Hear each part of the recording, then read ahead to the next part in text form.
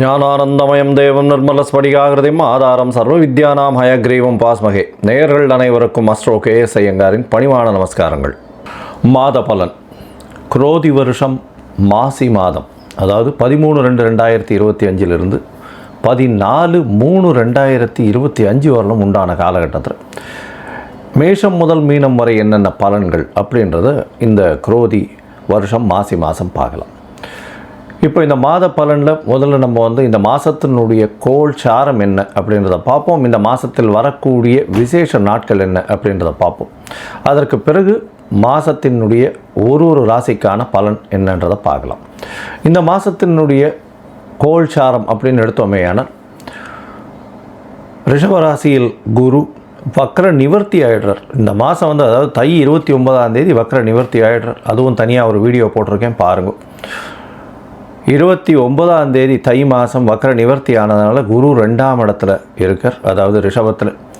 மிதுனத்தில் செவ்வாய் வக்ரம், கன்னியில் கேது,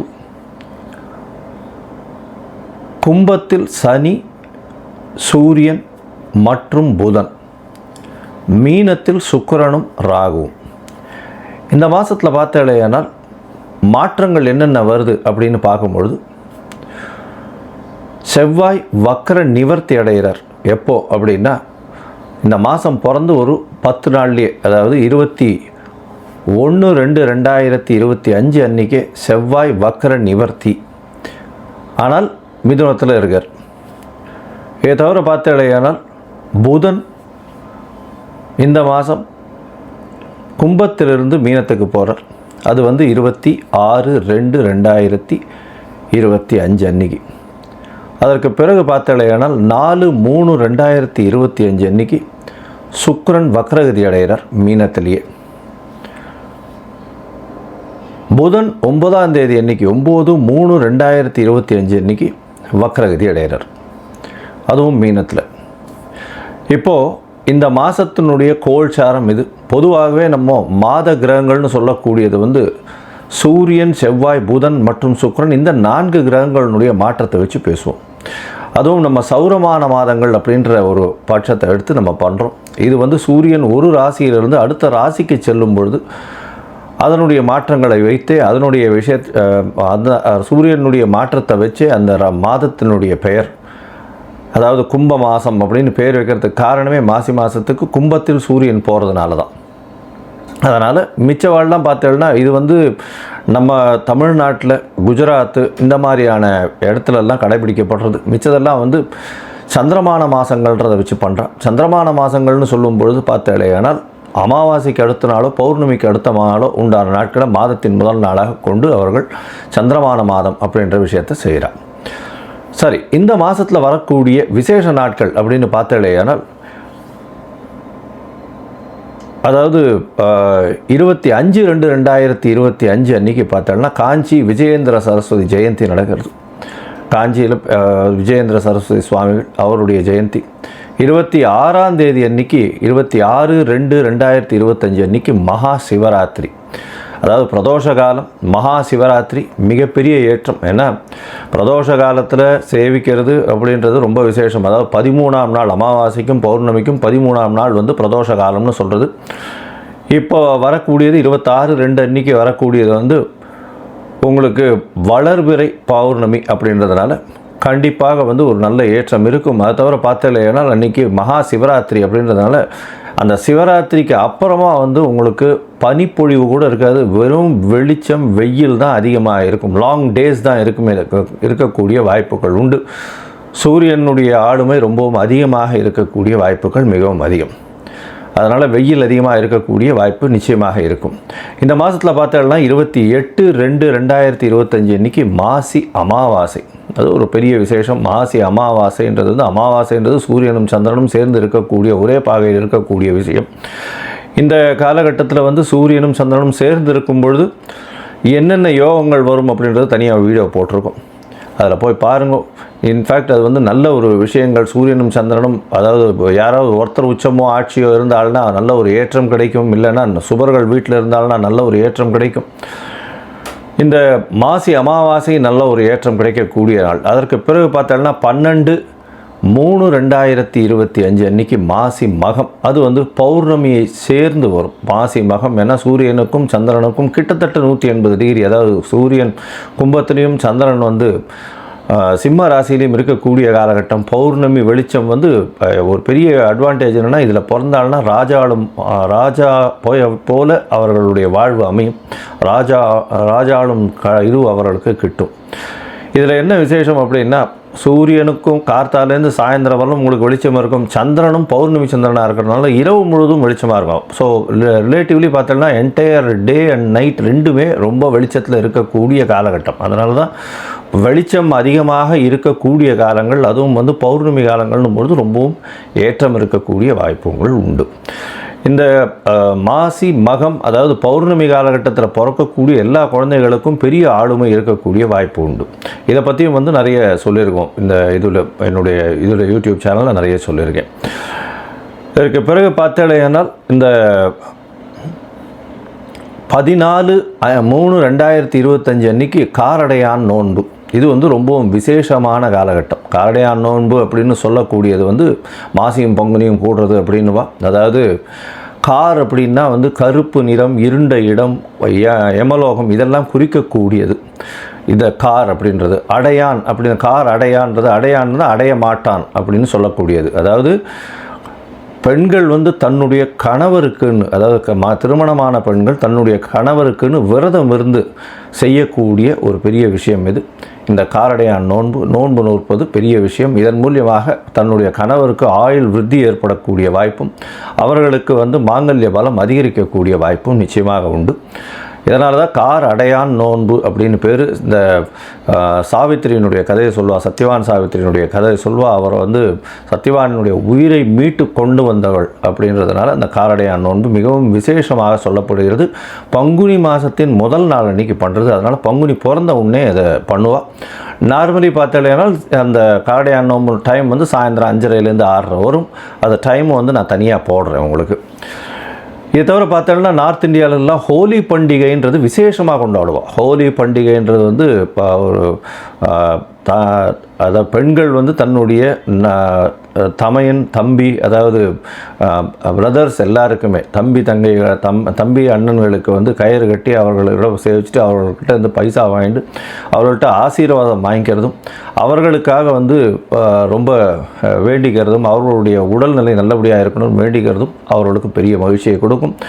ஆண்கள் பெண்களை வந்து தன்னுடைய என்ன சொல்கிறது சகோதரிகளாக பாவிக்கக்கூடிய ஒரு பெரிய ஒரு பண்டிகை. இது வந்து ஹோலி பண்டிகையாக கருதப்படுகிறது. இது வந்து நார்த் இந்தியாவில் ரொம்ப ஃபெமிலியர், மிகவும் அந்த கலர்ஃபுல் ஃபெஸ்டிவலாக இருக்கும், ரொம்ப ஏற்றத்தோடு இருக்கக்கூடிய காலகட்டம். சரி, இந்த மாதம் மேஷம் முதல் மீனம் வரை எப்படி இருக்குது மாசி மாதம் அப்படின்றத பார்ப்போம். அதற்கு முன்னாடி என்னுடைய மொபைல் நம்பர் கீழே ஸ்டாலிங்கில் போயிட்டுருக்கோம். உங்களுக்கு அஸ்ட்ராலஜிக்கல் கன்சல்ட் தேவைப்பட்டதுன்னா நீங்கள் எனக்கு ஃபோன் பண்ணுங்க. உங்களுடைய date, time, place of birth, உங்களுடைய பெயர், தாய் தந்தையர் பெயர் எனக்கு அனுப்புங்க. முதல்ல உங்களுடைய ஜாதகத்தை போட்டுவிட்டு அதில் வந்து உங்களுடைய நட்சத்திரத்தில் பாத சந்தி இருக்கா, நட்சத்திர சந்தி இருக்கா, அதை தவிர லக்ன சந்தி இருக்கா, லக்ன பாத சந்தி இருக்கா, இதெல்லாம் பார்த்துட்டு, ஏன்னா பொதுவாகவே இந்த சந்தி இருக்கும் பொழுது பார்த்தாலேயானால் அவளுக்கு எந்த ராசின்னே தெரியாது. அதனால் மிருகசீரிஷ நட்சத்திரம் நினச்சிட்டுருப்பா, அவள் வந்து ரிஷப ராசி நினச்சிட்டுருப்பா, மிதுன ராசியாக இருக்கும். இந்த காலகட்டத்தை பார்த்துட்டு உங்களுக்கு சொல்கிறேன்.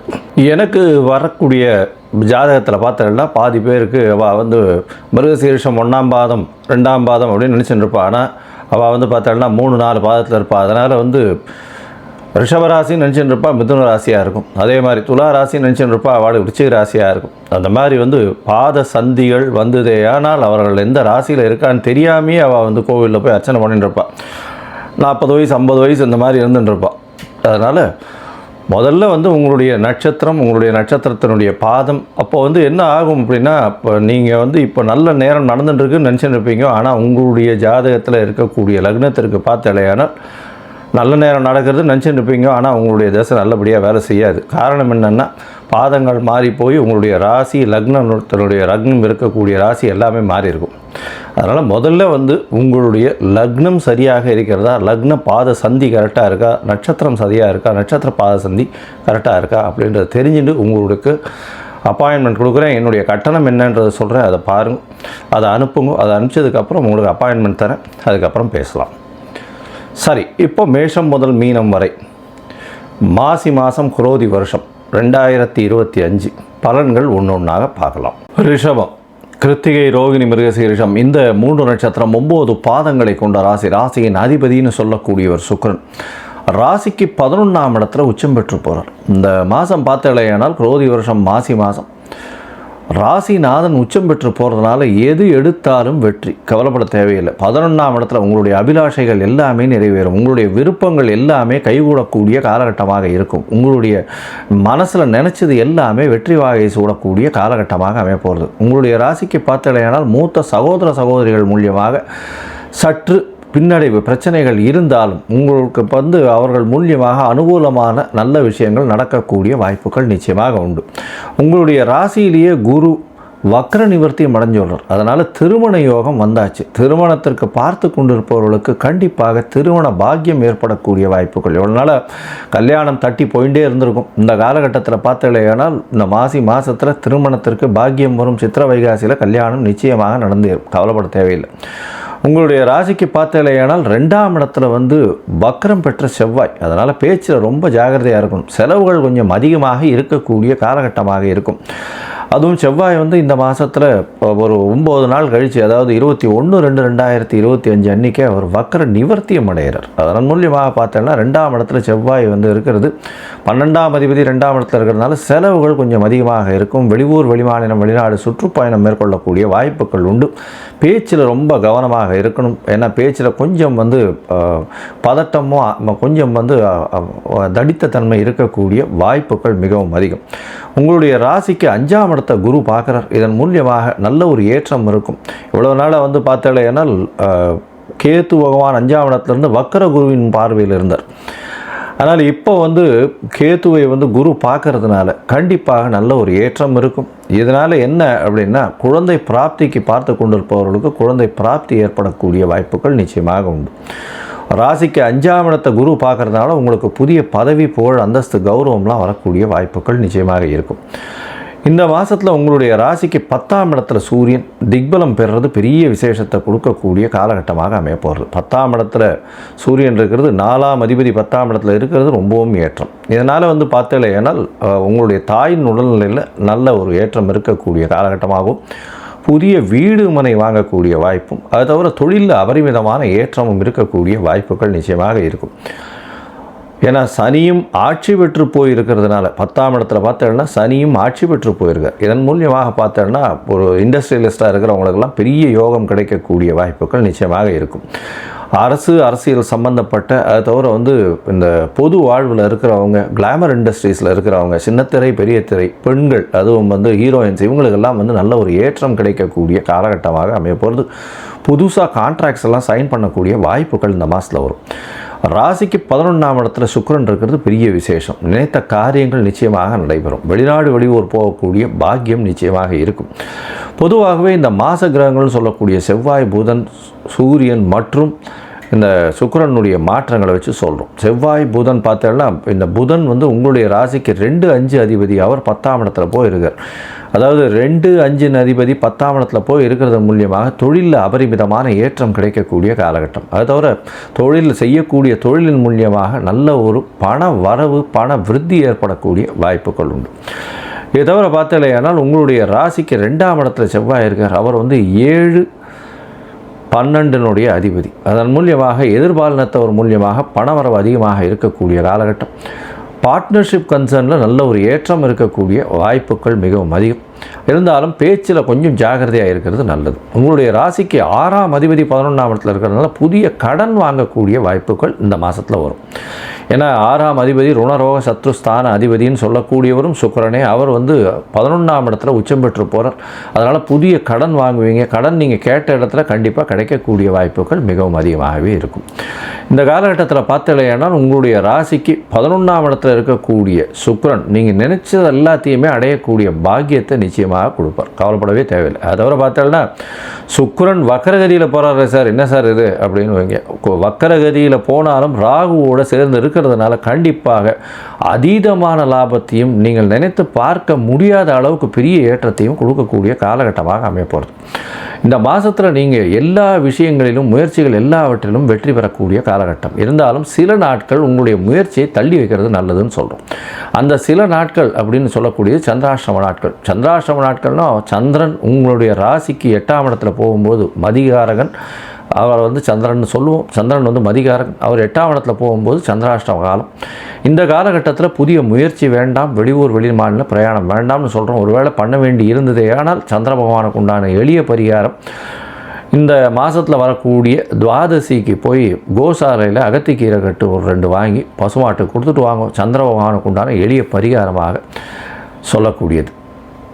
சரி, இந்த மாதத்தில் பார்த்தலையானா உங்களுக்கு எல்லா விதமான ஏற்றங்களும் இருக்குது, நல்ல ஒரு மாற்றங்களும் இருக்குது.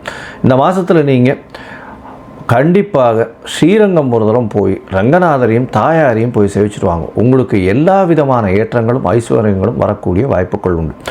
மொத்தத்தில் பார்த்தலையானா இந்த ரிஷபராசிக்காரர்கள் திருமண பாக்கியம் ஏற்படும், குழந்தை பிராப்தி ஏற்படக்கூடிய வாய்ப்பு உண்டு, தொழிலில் அபரிமிதமான ராஜயோகம் கிடைக்கக்கூடிய காலகட்டம். இண்டஸ்ட்ரி வச்சுருக்கிறவங்களுக்கெல்லாம் நல்ல ஒரு ஏற்றம் இருக்கும். நினைத்த காரியங்கள் நினைத்த இடத்தில் நினைத்த நேரத்தில் நடக்கக்கூடிய பாக்கியம் உண்டு. பேச்சில் சற்று கடுமை இருக்கக்கூடிய வாய்ப்புகள் நிச்சயமாக இருக்கும். புதிய கடன் அமையக்கூடிய வாய்ப்புகள் இருக்கும். போட்டித் தேர்வு எல்லாவற்றிலும் வெற்றி பெறக்கூடிய வாய்ப்புகள் நிச்சயமாக உண்டு. படிக்கக்கூடிய மாணவ மாணவியர்களுக்கு நல்ல ஒரு ஏற்றம் கிடைக்கக்கூடிய வாய்ப்புகள் உண்டு. தாயின் உடல்நலத்தில் சற்று பின்னடைவு இருக்கக்கூடிய வாய்ப்பும், தந்தையின் உடல்நிலையில் ஏற்றம் இருக்கக்கூடிய வாய்ப்பும் உண்டு. உங்களுடைய உடல்நிலை நல்ல ஒரு ஏற்றத்தில் இருக்கக்கூடிய வாய்ப்புகள் நிச்சயமாக உண்டு.